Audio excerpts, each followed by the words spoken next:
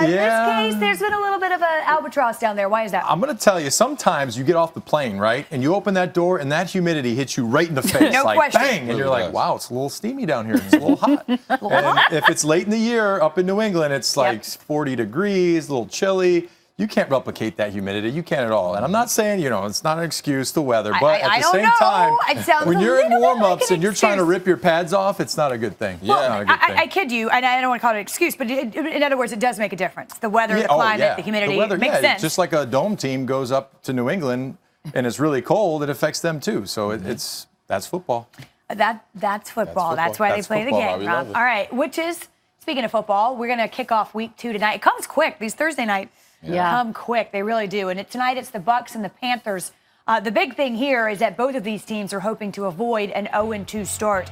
Cam Newton has lost a career-high 7 straight starts, which you don't really think about it till you look at it closely. He hasn't thrown a touchdown pass in 3 straight games. Also, the worst streak of his career. And with Cam slumping, the Panthers are leaning on Christian McCaffrey more than ever.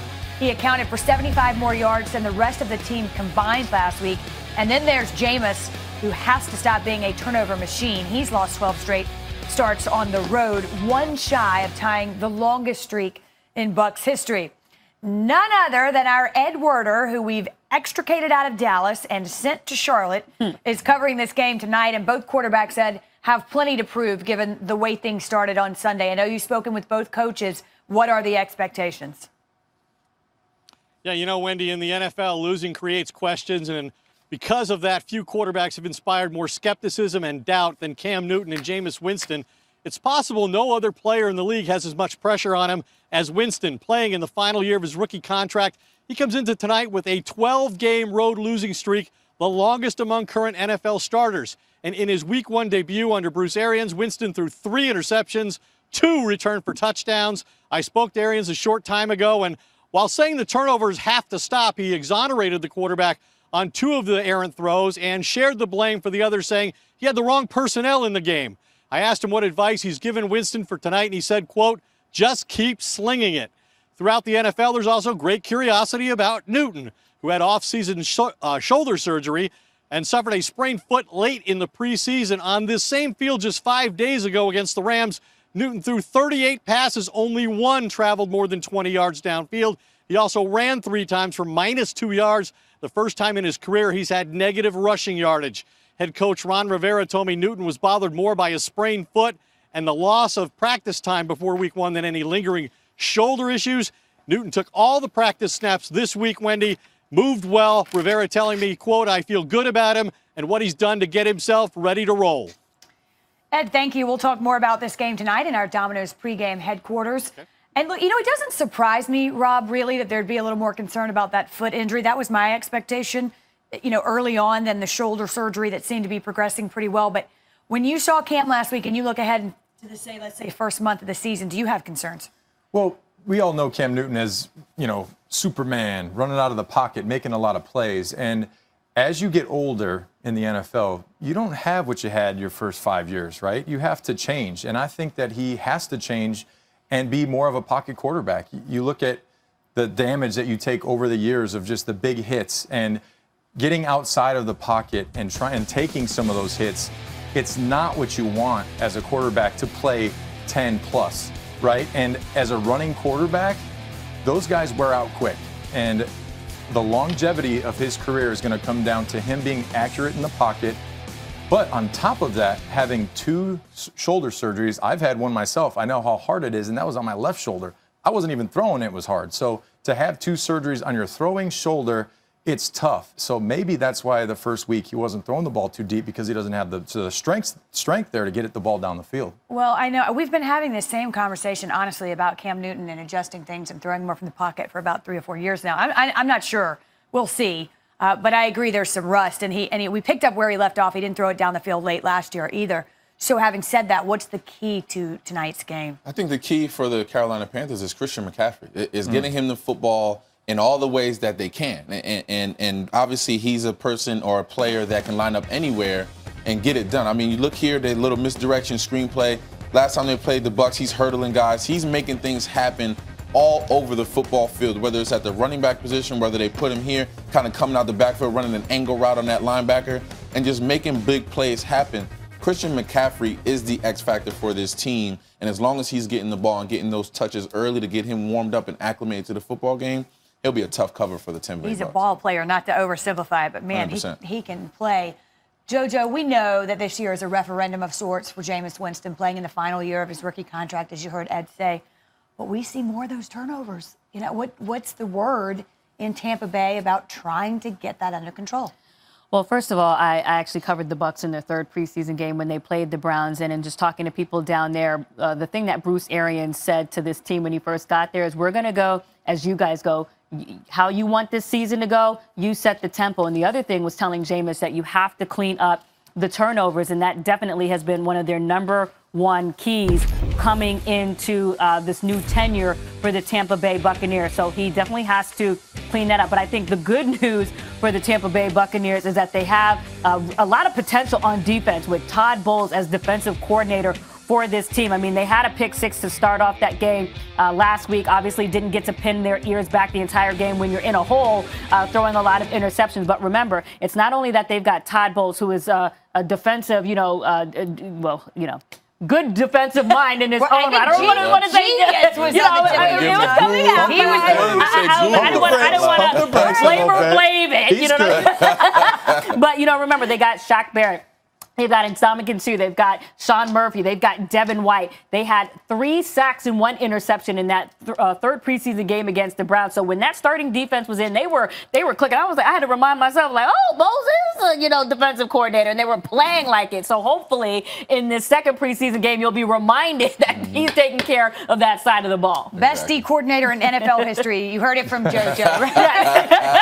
I'm just saying. Right here. I'll lower the roof. All right. Fair enough. All right. Something to watch. Again, that game tonight, it kicks off week 2. Won't be a week 2 for Nick Foles. We know now with that broken clavicle, he is on quarterback Nick Foles to a broken clavicle. He's now on IR. Unfortunately, not able to return until week 11. For his former Eagles teammate Carson Wentz asked if he's reached out to Foles since the news. I did reach out to Nick, and I love Nick to death and the competitor that he is. So that's really a bummer and unfortunate, but that's what we sign up for. When you play this game, there's just so many things you can't control, and I know he believes that. He believes that God's using it for a reason. So to be able to just go through it from a faith-filled standpoint for him, I know it's tough, but I know he'll handle it well. Wentz, of course, knows that all too well, given his history with injury. Running back Darius Geis in Florida today, according to our Adam Schefter, to meet with Dr. James Andrews. The point to get a second opinion on his torn meniscus. In the likely event that Geis decides to undergo surgery, he would be expected to be sidelined 6 to 8 weeks. Which brings us back by popular demand to Cup of Joe. But first this, don't feel bad for me. Is this Geis? Yes. This is what I signed up for. The wear and tears on your body over time. I've been doing this 15 years. Trust the process. Head up, chin up, and grind.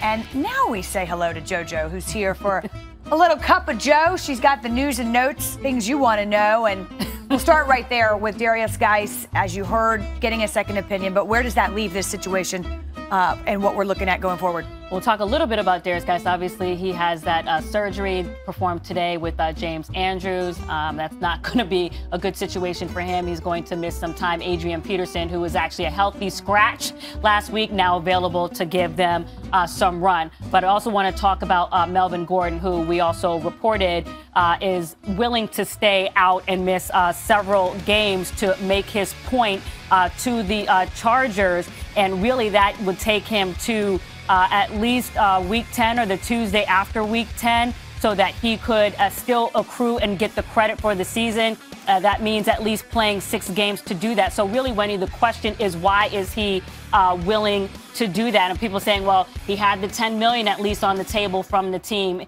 And now if you're not participating, you don't even get the $5.6 million that you were due this year. It's because, remember, he is eligible for unrestricted free agency next year, and he doesn't want to play without that security. Very similar to Le'Veon Bell's situation. So if he doesn't have the long-term deal, I'd rather sacrifice making the 5.6 or at least a portion of that so that I can still get maybe 40+ million in free agency next season. Well, and again, that's the precedent that was set by Le'Veon Bell.